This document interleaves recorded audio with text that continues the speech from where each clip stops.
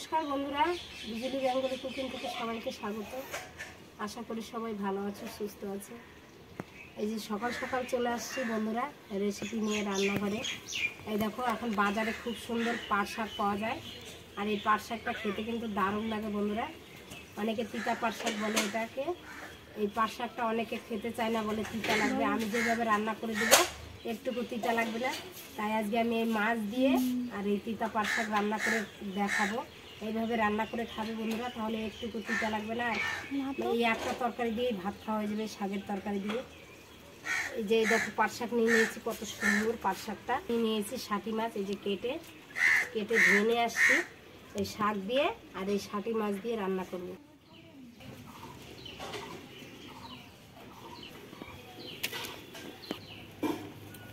বন্ধুরা, বেশি বড় শাক হলে এই যে ভিতরের শীতটা এটা এইভাবে ফেলে দিতে হয়, তাহলে কিন্তু খেতে ভালো লাগবে। এই দেখো, এই যে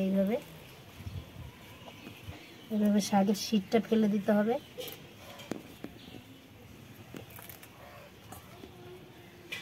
এই যে বন্ধুরা দেখো, শাকটা ভালো করে ধুয়ে নিয়ে আসলাম বেছে টেছে। এই দেখো, সুন্দর করে ধুয়ে এখন কেটে নেব। এইভাবে কেটে নিতে হবে বন্ধুরা, বেশি ছোটও না।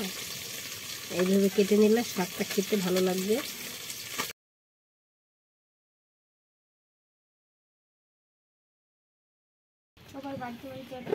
বন্ধুরা, মাছটা এখন ভেজে নিব।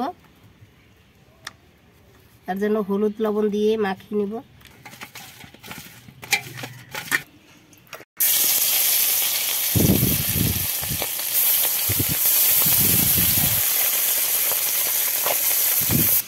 কড়া করে বাইজে নেব, তেলের উপরে দিয়ে দেবো, তাহলে দিয়ে দেবো রাঁধুনি। রসুন ভাজা হয়ে গেছে, এখানে দিয়ে দেবো বন্ধুরা, এখানে দিয়ে দেবো লবণ, হলুদ।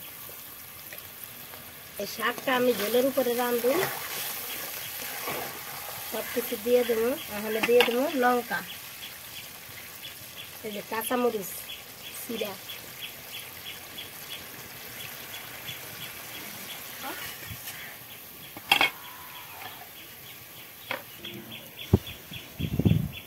বন্ধুরা আমার ঝোল ফুটে গেছে। এখানে দিয়ে দেবো এই যে মাছ দিয়ে রাঁধুন শাকের ঝোল। আমার ঝোলে জাল হয়ে গেছে, এখানে দিয়ে দেবো এই শাক দিয়ে বেশি জ্বালান লাগবে না, তিতা লাগবো।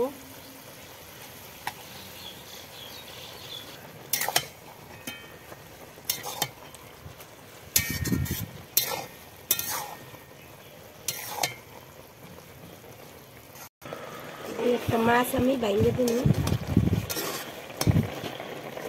দেখো বন্ধুরা, আমার শাকের তরকারিটা কিন্তু হয়ে গেছে। এখন